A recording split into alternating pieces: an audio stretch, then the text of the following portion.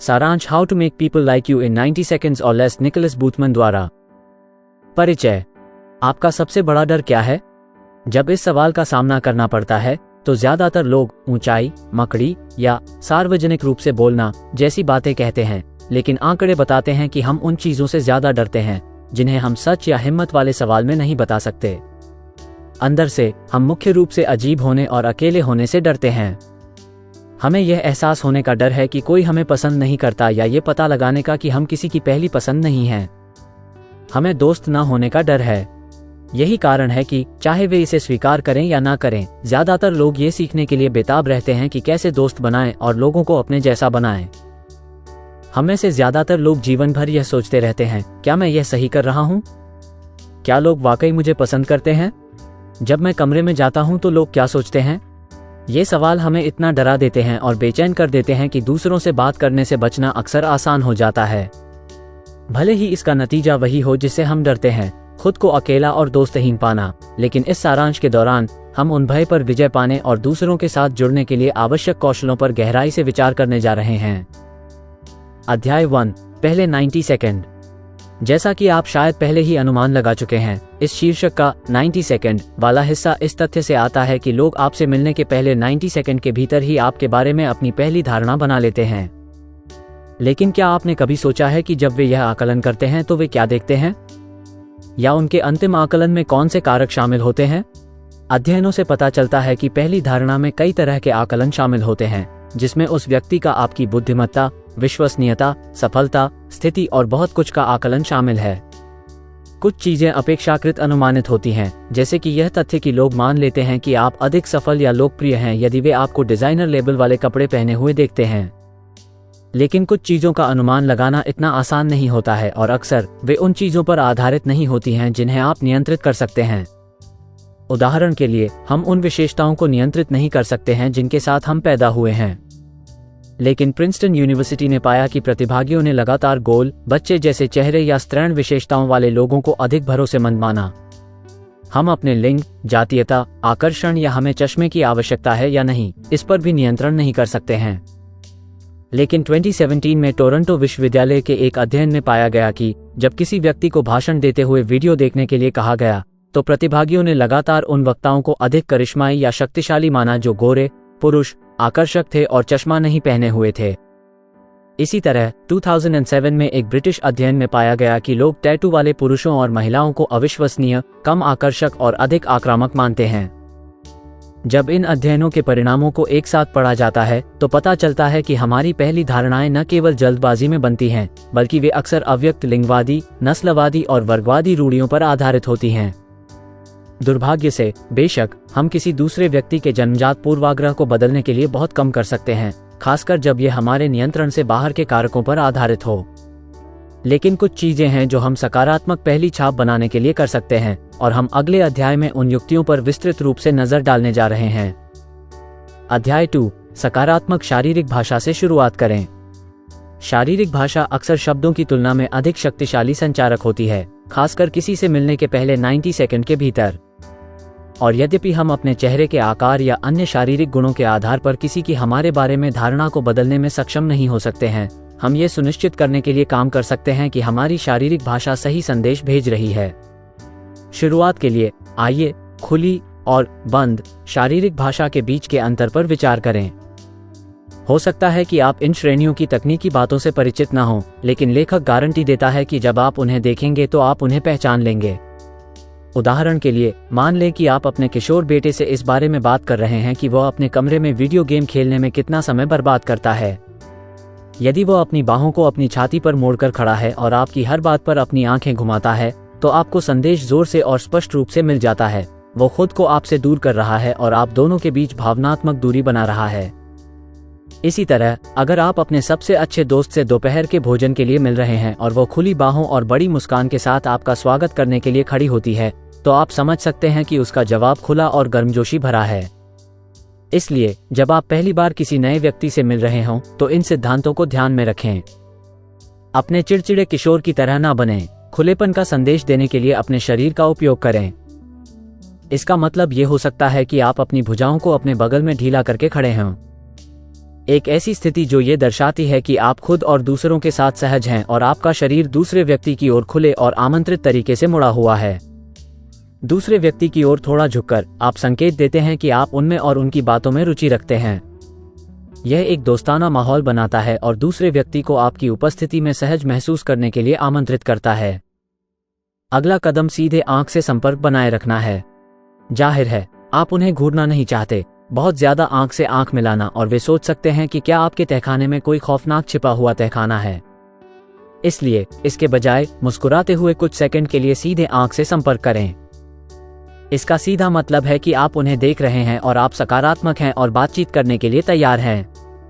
और एक अतिरिक्त बोनस के रूप में यह व्यवहार आपके IQ के बारे में उनकी धारणा को बढ़ाने में भी मदद करेगा। हम ये जानते हैं क्योंकि 2007 में लोयोला मैरीमाउंट यूनिवर्सिटी के शोधकर्ताओं ने बुद्धिमत्ता के पहले छापों पर आंख से संपर्क के प्रभाव को मापने के लिए एक अध्ययन किया था। प्रमुख शोधकर्ता नोरा ए मफी ने अपने निष्कर्षों का वर्णन इस प्रकार किया: बोलते समय देखना एक महत्वपूर्ण व्यवहार था। यह IQ के साथ महत्वपूर्ण रूप से सहसंबद्ध था। छाप प्रबंधन लक्ष्यों द्वारा सफलतापूर्वक हेरफेर किया गया था और उच्च कथित बुद्धिमत्ता रेटिंग में योगदान दिया। आश्चर्य की बात नहीं है, मफी ने यह भी पाया कि चश्मा पहनने से बुद्धिमत्ता का पहला प्रभाव बेहतर होता है। इसलिए जबकि आपको पहले से ही चश्मा पहनने की जरूरत नहीं है, लेकिन अच्छी आंख से संपर्क करना जरूरी है। ध्यान रखें कि ये सभी गैर मौखिक कारक आपके और दूसरे व्यक्ति के बीच बातचीत से पहले ही माहौल तय कर देते हैं। इसलिए अब जब आपने अपने गैर मौखिक संचार के जरिए सकारात्मक माहौल बना लिया है, तो अब समय आ गया है कि आप अपनी बातचीत के बोले जाने वाले हिस्से पर ध्यान दें। यहीं से बहुत से लोग लड़खड़ाने लगते हैं, इसलिए याद रखने वाली सबसे महत्वपूर्ण बात यह है, घबराएं नहीं। बहुत से लोग शुरू से ही खुद को नुकसान पहुंचाते हैं क्योंकि उन्हें लगता है कि वे गलत बात कहने जा रहे हैं। नतीजतन वे खुद को अनावश्यक रूप से अजीब दिखाते हैं। इसलिए जहां तक संभव हो, ज्यादा सोचने और अन्य चिंताजनक व्यवहारों से बचने की कोशिश करें। बस बुनियादी बातों पर ध्यान दें। मुस्कुराएं, अपना परिचय एक सरल शब्द हाय, आप कैसे हैं से दें और उन्हें अपना पहला नाम बताएं। यह एक त्वरित आइस ब्रेकर है जो दूसरे व्यक्ति को उसी तरह जवाब देने के लिए आमंत्रित करता है। और अगर बहुत से लोगों की तरह आपको उनका नाम भूल जाने की चिंता है, तो आप तुरंत बाद में उनका नाम स्वाभाविक तरीके से दोहरा सकते हैं, जैसे कि एलिसन। आपसे मिलकर खुशी हुई, एलिसन। यदि आपको उनका नाम स्वाभाविक लगे तो आप उनकी तारीफ भी कर सकते हैं या कोई किस्सा भी शामिल कर सकते हैं, जैसे ओ, मेरी बहन का नाम एलिसन है। अध्याय 3, परिचय से आगे बढ़ना। ठीक है, तो मान लीजिए कि आपने परिचय को अच्छी तरह से प्रस्तुत कर दिया है। आप आत्मविश्वास से भरे हुए हैं और पहली छाप अच्छी चली है। अब क्या?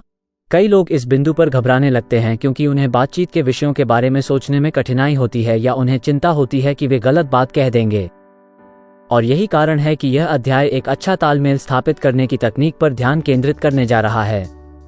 तालमेल को एक घनिष्ठ और सामंजस्यपूर्ण संबंध के रूप में परिभाषित किया जाता है जिसमें संबंधित लोग या समूह एक दूसरे की भावनाओं या विचारों को समझते हैं और अच्छी तरह से संवाद करते हैं। और यही वो चीज है जो आप दूसरों से जुड़ते समय चाहते हैं, है ना? तो आप इसे कैसे विकसित करते हैं? एक स्वाभाविक तालमेल आमतौर पर तब विकसित होता है जब आपके पास किसी दूसरे व्यक्ति के साथ कुछ समान होता है। उदाहरण के लिए, मान लें कि आप किसी नए व्यक्ति से मिलते हैं और पाते हैं कि आपका कोई साझा मित्र है या आप एक ही जिम के सदस्य हैं। यह आपको तुरंत जुड़ने का एक बिंदु देगा और आपको अपनी साझा रुचियों के बारे में खुलकर बात करने में सक्षम करेगा। भले ही आप दोनों में बहुत कम समानता हो, लेकिन आपको ऐसा लगेगा कि आप में समानता है और इससे रिश्तेदारी और सुखद संचार की भावना को बढ़ावा मिलेगा। लेकिन आप उन स्थितियों में क्या करते हैं जब आप किसी दूसरे व्यक्ति के साथ तुरंत अच्छे नहीं होते हैं? इन मामलों में एक अच्छा तालमेल बनाने के अन्य तरीके भी हैं और वे सभी आपके दृष्टिकोण से शुरू होते हैं। हालांकि आप सोच सकते हैं कि बातचीत की सफलता आपकी साझा रुचियों या दूसरे व्यक्ति की प्रतिक्रिया से निर्धारित होती है, लेकिन सच्चाई ये है कि जिस दृष्टिकोण के साथ आप बातचीत करते हैं वह वास्तव में उन सभी में सबसे बड़ा सौदा तोड़ने वाला है। लेखक इन दृष्टिकोणों के बीच के अंतरों को उपयोगी और बेकार के रूप में वर्णित करता है। तो आइए प्रत्येक प्रकार की विशेषताओं पर एक नजर डालें। जैसा कि आप शायद पहले से ही कल्पना कर चुके हैं, एक उपयोगी दृष्टिकोण वह है जिसे आप विकसित करना चाहते हैं क्योंकि यह एक सकारात्मक शुरुआती बिंदु है। मुख्य अंतर यह है कि एक उपयोगी दृष्टिकोण आपके द्वारा बातचीत से क्या चाहते हैं इसका आकलन करने से पहचाना जाता है। दूसरे शब्दों में, ये तब होता है जब आप ये सोचकर बातचीत शुरू करते हैं, मैं इस व्यक्ति को जानना चाहता हूँ, या मैं इस व्यक्ति पर सकारात्मक प्रभाव डालना चाहता हूँ ताकि वे मेरी ग्राहक सेवा समस्या में मेरी मदद कर सकें। इसके विपरीत, एक बेकार रवैया परिदृश्य के उस पहलू पर ध्यान केंद्रित करता है जिसे आप नहीं चाहते हैं।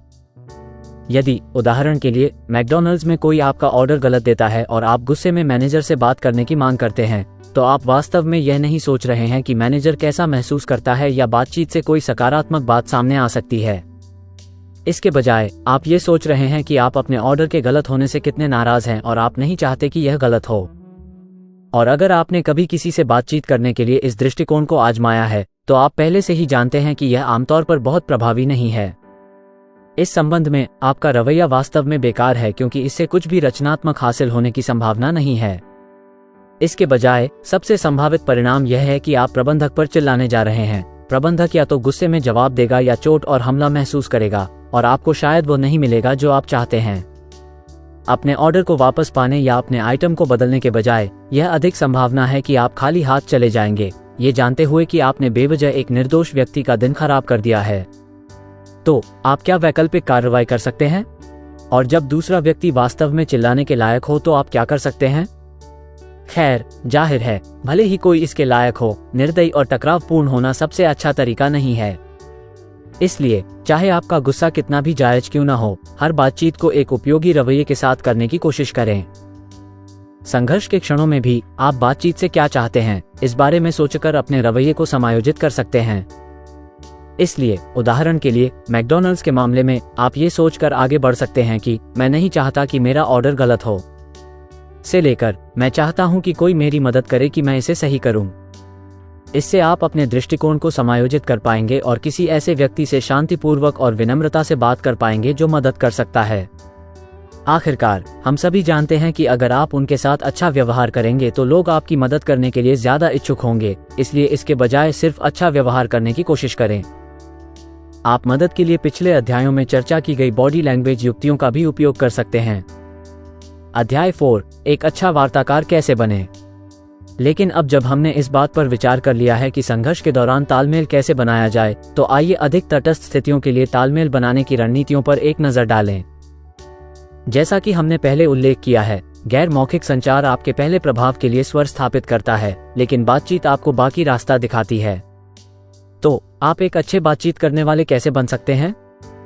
बातचीत को सही दिशा में ले जाने के लिए लेखक उन सवालों से शुरुआत करने की सलाह देते हैं जो दूसरे व्यक्ति को खुलकर बात करने के लिए आमंत्रित करते हैं। उदाहरण के लिए, बातचीत के विशेषज्ञों, मनोवैज्ञानिकों और पेशेवर पूछताछकर्ताओं में क्या समानता है? वे सभी मानते हैं कि 5W और 1H के नियम का पालन करना एक बढ़िया विचार है।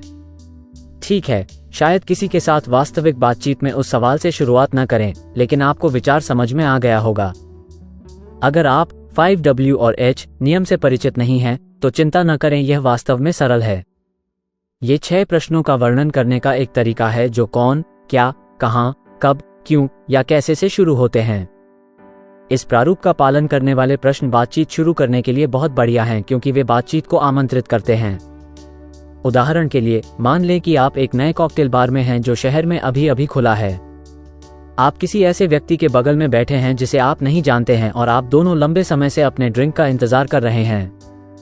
यदि आप उस व्यक्ति से बातचीत शुरू करना चाहते हैं, तो आप हमारे द्वारा पहले ही बताए गए बॉडी लैंग्वेज टिप्स को लागू कर सकते हैं, एक उपयोगी रवैया अपना सकते हैं और कुछ ऐसा कह सकते हैं, तो आपने कौन सा ड्रिंक लिया? यह एक खुला और आमंत्रित करने वाला प्रश्न है जिसका उत्तर हाँ या नहीं प्रतिक्रिया के साथ नहीं दिया जा सकता है। इसके बजाय यह व्यक्ति को विस्तार से उत्तर देने के लिए आमंत्रित करता है।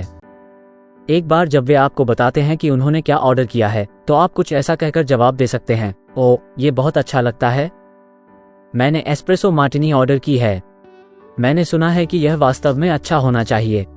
ये, जाहिर है, दूसरे व्यक्ति को ये टिप्पणी करने के लिए आमंत्रित करता है कि उन्हें कॉफी पसंद है या शायद एस्प्रेसो मार्टिनी के साथ अपने अनुभव के बारे में एक मजेदार किस्सा बताएं।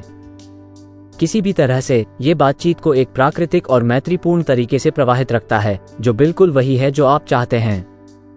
यहाँ तक कि अगर आप दोनों की पसंद समान नहीं है, तो बातचीत का मैत्रीपूर्ण माहौल आपको जुड़ने और एक दूसरे की कंपनी का आनंद लेने में सक्षम करेगा। क्योंकि हालांकि किसी अन्य व्यक्ति के साथ कुछ सामान्य होना अच्छा है, ये दोस्ती बनाने या यहाँ तक कि आकस्मिक बातचीत का आनंद लेने के लिए आवश्यक नहीं है। वास्तव में कई लोग जो एक दूसरे से बहुत अलग हैं, वे घनिष्ठ मित्रता बनाए रखते हैं क्योंकि वे एक दूसरे की कंपनी का आनंद लेते हैं। इसलिए बातचीत शुरू करते समय इसे ध्यान में रखें। आप अपने साथी द्वारा कही गई बातों पर आधारित प्रश्न पूछकर भी बातचीत को जारी रख सकते हैं। उदाहरण के लिए, यदि दूसरा व्यक्ति कहता है, मैं अक्सर बाहर नहीं जाता, लेकिन काम पर मेरा दिन बहुत तनावपूर्ण रहा, इसलिए मैंने सोचा कि मैं आराम करने के लिए एक बढ़िया कॉकटेल लूंगा, तो आपको कुछ ऐसा कहना चाहिए, ओह, मैं आपकी भावना को समझ सकता हूँ। आप काम के लिए क्या करते हैं? चाहे आप कोई भी अन्य रणनीति अपनाएं, अपने बातचीत करने वाले साथी में रुचि दिखाना हर बार जुड़ने का सबसे अच्छा तरीका है। ये दूसरे व्यक्ति को आपके बारे में सकारात्मक धारणा बनाने में भी मदद करेगा, क्योंकि हर कोई इसे पसंद करता है जब लोग उनके साथ अच्छा व्यवहार करते हैं और उनकी बातों में रुचि रखते हैं। अध्याय 5, अंतिम सारांश। पहली बार में अच्छा प्रभाव छोड़ने का दबाव हमें असहज और डरा हुआ महसूस करा सकता है। हम सभी दोस्त बनाना चाहते हैं और लोगों को अपना बनाना चाहते हैं, लेकिन हम में से कई लोगों को ऐसा लगता है कि हम नहीं जानते। सौभाग्य से आपको जीवन में उलझन में नहीं भटकना पड़ता।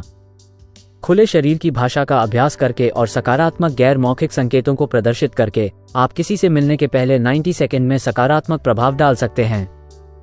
लेकिन एक बार जब वो पहला 90 सेकंड खत्म हो जाए, तो दोस्ताना परिचय के साथ बातचीत को जारी रखना याद रखें। किसी का नाम याद रखें और खुले आम सवाल पूछें जो दिखाएं कि आपको उनकी बातों में दिलचस्पी है। मुझे उम्मीद है कि आपको मेरी ऑडियो बुक पसंद आई होगी। अगली ऑडियो बुक में मिलते हैं। उसके लिए कृपया मेरे चैनल को सब्सक्राइब करें और लाइक करें और अपने दोस्तों के साथ शेयर करें, क्योंकि यह मुझे आपके लिए ऐसी और ऑडियो बुक लाने के लिए प्रेरित करेगा। धन्यवाद, जल्द ही मिलते हैं।